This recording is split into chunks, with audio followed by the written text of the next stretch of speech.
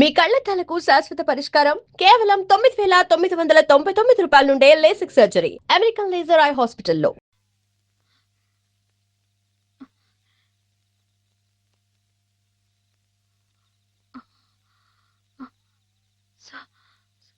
సరస్వతి, హేమా, నేను ఇక్కడున్నానేమిటి? కొద్దిగా ఒంట్లో బాగుండకపోతే ఇక్కడికి తీసుకొచ్చారు. రేపు ఇంటికి వెళ్ళిపోదు గాని. ఇందాక జోలపాట పాడింది మాధవ. మాధవే కదూ? అతను ఇక్కడున్నాడేమిటి? చెప్పు Saraswati. Soldier, soldier, get up! మన సరిహద్దుల దగ్గర ఏదో అలజడి వినిపిస్తోంది. మన సైనికులు ఆల్రెడీ ట్రైన్ లో బయలుదేరిపోయారు, కానీ ఇంజన్ లేదు. నువ్వే ఇంజన్. ఉన్నారు కదా మేజర్. నేను నేల మీద హెలికాప్టర్ లో ఎగురుతూ పైన పెడుతున్న ట్రైన్ లోకి శత్రువులు దూకుండా చూడాలి. That's my duty. ఏమిటి మేజర్, కింద నేల మీద హెలికాప్టర్ ఎగురుతూ ఉంటే పైనుంచి ట్రైన్ వెళ్తుందా? ఎస్, ప్రపంచ యుద్ధాలు అలాగే జరుగుతాయి. మనం ఏం చేయలేం. కమాన్. నేను ఆ ట్రైన్ ఎక్కి అలాగే వెళ్ళిపోనా? నువ్వు మా సైన్యంలోనే ఉండాలి. అలాగే మేజర్. Thank you. కమాన్. అలాగే.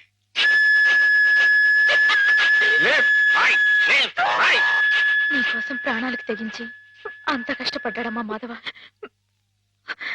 నేను వెంటనే మాధవ చూడాలి. నన్ను తీసుకెళ్ళవ సరస్వతి? అలాగే.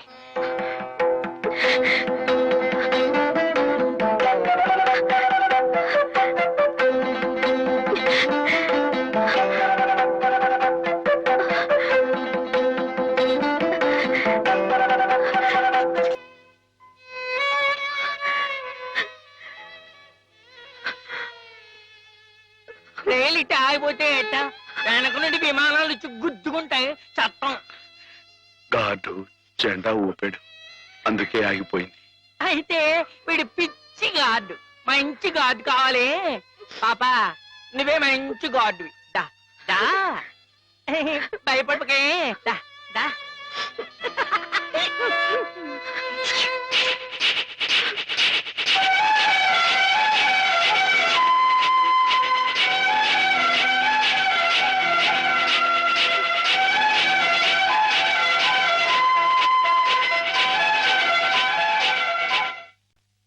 నాన్న, మా పెళ్లికి ముహూర్తం పెట్టించమని సిద్ధాంత్ గారికి చెప్పావా? అవునరా, బావ పోయి అప్పుడే ఏడాది కావస్తుంది. సంవత్సరం తిరగకుండా అమ్మాయికి పెళ్లి చేస్తే ఆయనకి కన్యాదాన ఫలం కలుగుతుందట. మరి పక్షం రోజుల్లో సంవత్సరం రాబోతుంది. అందుకే ఈ లోపల ఏదైనా మంచి ముహూర్తం ఉంటే చూడండి అని చెప్పాను. వద్దు నాన్న, నువ్వేం తొందరపడకు. ఏమిట్రా, హేమకు పూర్తిగా నయమైపోయింది, రేపు ఇంటికి తీసుకెళ్లిపోవచ్చని కూడా చెప్పారుగా. ఏమైనా హేమన్ నాకు ఇచ్చి చేయడం న్యాయం కాదు. న్యాయం కాదా? అదేమిట్రా?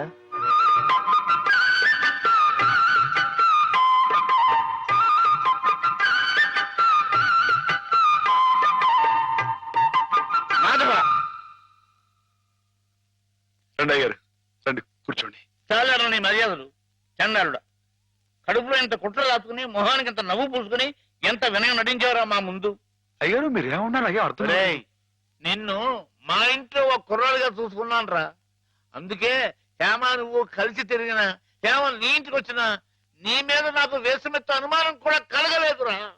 ఒరేయ్, హేమ చిన్నప్పటి నుంచి నా ఇంటి కోడలు అవ్వాలని అవుతుందని ఎంత మర్చిపోయాను రా. అలాంటి పిల్లని ఎగటన్నుకు పోయి నువ్వు పెళ్లి చేసుకోవాలనే దుర్బుద్ధి ఎలా కలిగిద్దా నీకు? బావగారు ఎంత అభిమానించేవారు. ఆయన రాసిన కావ్యాలన్నీ అంకితం కూడా ఇచ్చారే నీకు. అటువంటి మహానుభావులకి ఇంత స్వామిత్రోహం ఎలా తలపెట్టావురా అప్రాచుడా? ఒరే, ఆయన బ్రతుకుంటే ఇప్పుడు రా నీ దురాలోచన తెలిసి గుండె పగిలి సచ్చుండేవాడు రా. ఇంకా ఎందుకురా వెధవ బ్రతుకు? ఛీ!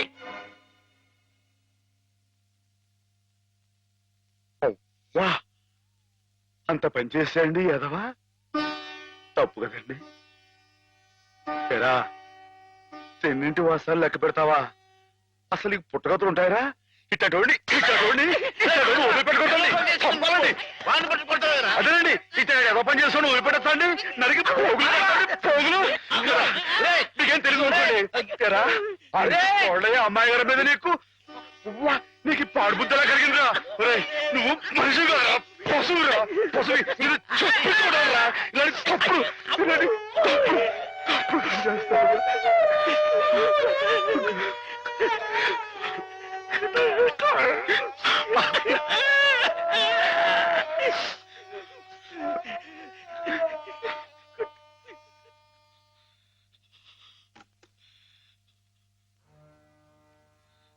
ఏం బతుకురా నీది, ఏ ముహూర్తంలో పుట్టావురా, ఇంకా ఎందుకురా కావాలని బురద పులుముకుంటావు. నేను నానా మాటలు అంటుంటే నేను అట్లాంటి వాడు కాదు బాబు అని చెప్పాడు, ఇంకా ఎందుకురా పిచ్చోళ్ళ నటిస్తావు, ఏం బాగుంకుందామని. నిన్ను చేరదీసి ఎంత అన్నం పెట్టిన వాడికి అన్యాయం చేసే మనసురా నీది. మనసు మనసు చెప్పుకోరా. నీ బతుకు గురించి ఆలోచించకుండా వాళ్ళ రుణం తీర్చుకోవడానికి ఉన్న హస్తం తమ్మేసి వాళ్ళకి సాయం చేసేది అది నువ్వు చేసిన తప్పు. నువ్వేమిటో నీ భవిష్యత్తు ఏమిటో చూసుకోకుండా వాళ్ళు బాగుండాలి వాళ్ళోళ్ళు బాగుండాలని 24 గంటలు ఏడ్చేవి.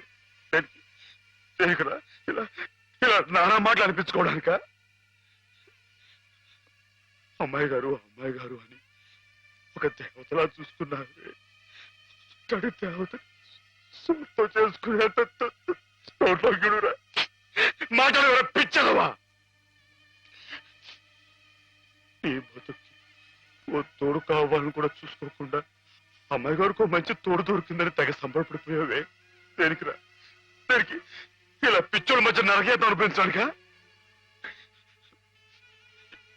ఏదో ఓ తాగుబోతే అథవా నానా కూతురు కూర్చాడంటే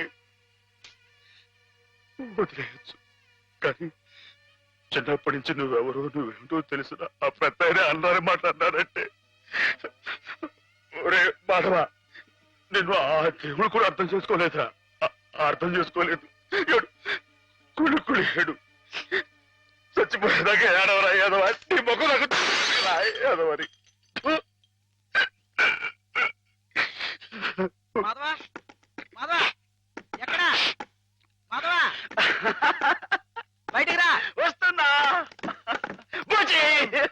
లోపల ఏం చేస్తున్నావు? చెప్పకూడదు. పని ఎంతసేపు? ఇలాంటి పిచ్చి పిచ్చి జోక్ వేసావంటే ముఖం పెరగైపోతుంది. మరి కొట్టండి. పిచ్చి నీకా నాకా? ఓహో పిచ్చి నీకే. మాధవ చచ్చికి పోదా. చాలా బాగుంది.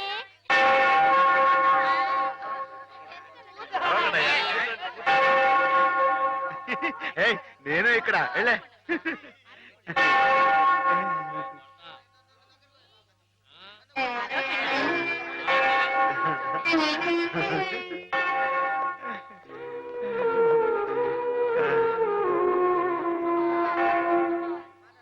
ప్రభులు వచ్చారా ప్రభులు?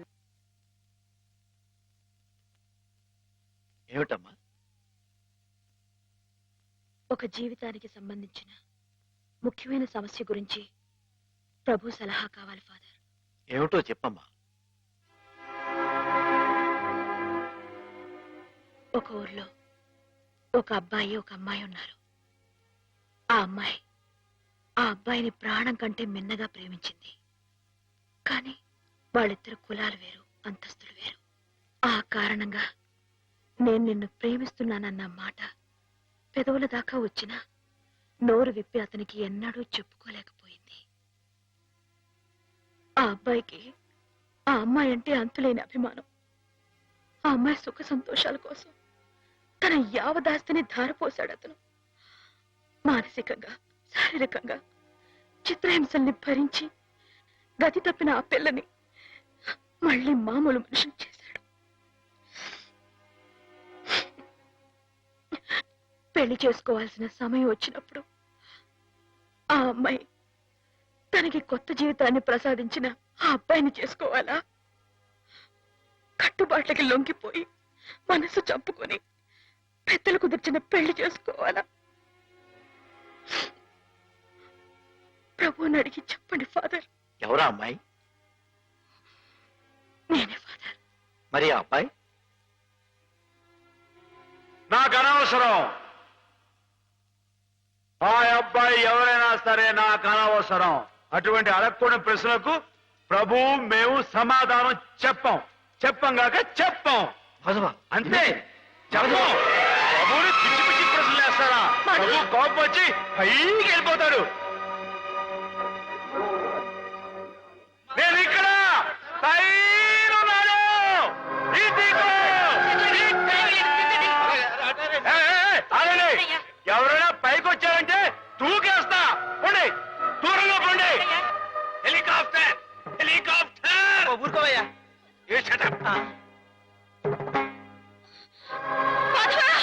హాయ్,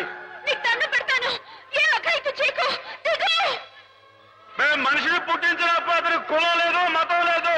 కానీ మీకు మీరే ఆ కట్టుబాట్లు పెట్టుకున్నారు. మీరు పెట్టుకున్న ఆచారాలు మీరు గౌరవించి తీరాలి. కాదంటే నేను నా ప్రభు ఇక్కడి నుంచి దూకేస్తాం. అప్పుడు మీకు దేవుడు ఉండడుగా. ప్రవర్తిస్తున్నావు. ఆ మాటలకు అర్థం ఏమిటో నాకు తెలుసు. నా మాట విని దిగిరా. దిగు మాధవా, దిగు. గౌరవించి తీరాలి. మన ఇష్టానికి మనం ప్రవర్తించే వాళ్ళ మనసును ఒప్పించకూడదు. ఇక్కడున్న వాళ్ళందరూ ఈ మాట ఒప్పుకుంటేనే నేను కింద దిగొస్తా, లేకపోతే ఇక్కడిని దూకేస్తా. మగవా దూకొద్దు, దిగు. దూకేస్తా దూకేస్తా.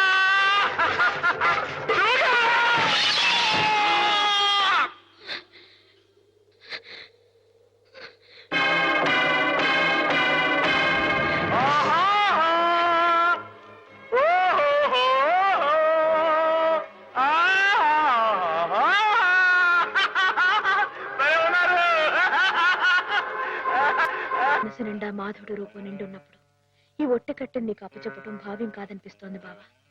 ఆ ఆత్మవంచన కంటే ఆత్మహత్య మేలనిపిస్తోంది. దయచేసి నా కోసం వెతకండి. సెలవు. హేమ.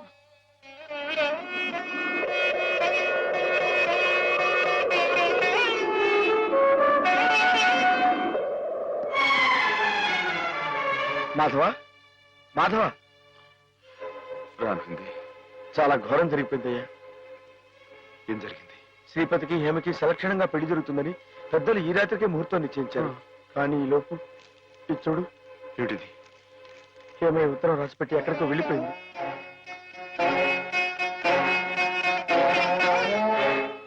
నిజమా? నిజమే మాధవ. ఆవిడ తను చేసుకుని అనడంతో శ్రీపతి గారు ఎదురు తిరిగారు. హేమకి నేను అక్కర్లేకపోతే నాకు హేమ అక్కర్లేదంటూ వాళ్ళ కాలేజీలో పనిచేసే ఓ టీచర్మని అదే ముహూర్తానికి పెళ్లి చేసుకుంటారంటూ పట్టుబట్టు. లేదండి, అలా జరగడానికి వీలేదు. శ్రీపతి బాబు తప్పు కూడా అమ్మాయిగానే పెళ్లి చేసుకోవాలి. అది ఎలా కుదురుతుంది మాధవ? హేమ ఈ పాటికి ఏ గోదాట్లను దూకి ఆత్మహత్య. అమ్మాయి గారికి అన్యాయం చేయడానికి ఆ దేవుడికి మనసు ఎలా వస్తున్నారా? ఆవిడకి ఏం అపాయం జరగదు. నువ్వు వెళ్ళి ఆ అమ్మాయి గారు ఎక్కడున్నారో అని చోట వెతుకు.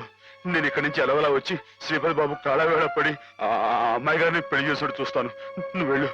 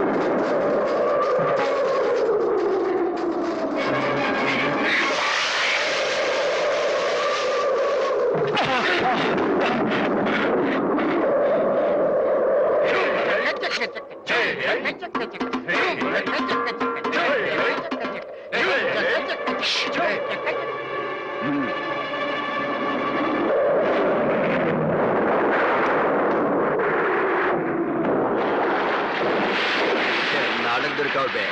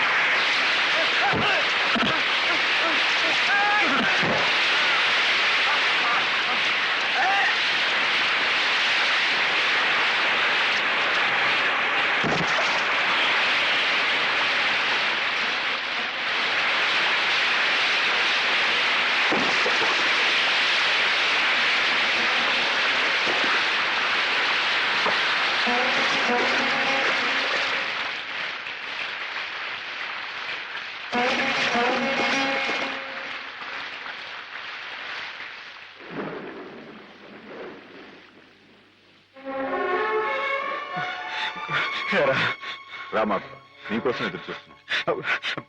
బాబు గారు ఆ అమ్మాయి గారు ఎక్కడ చెప్పండి, మాట్లాడమండి. అమ్మాయి గారికి ఏమైంది?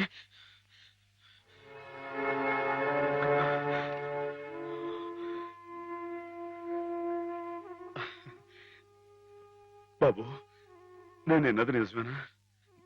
మీరు అమ్మాయి గారిని కాదని ఇంకెవరినో పెళ్లి చేసుకోవటం, ఏదేమైనా సరే ఆ అమ్మాయి గారి పెళ్లి విషయంలో మాత్రం అన్యాయం జరగకూడదు బాబు. నిజమే మాధవ, హేమ పెళ్లి విషయంలో అన్యాయం జరగకూడదు. అందుకే నన్ను చేసుకోవడం ఇష్టం లేక గోదావరిలో దూకిన హేమను ఒడ్డుకు చేర్చాను.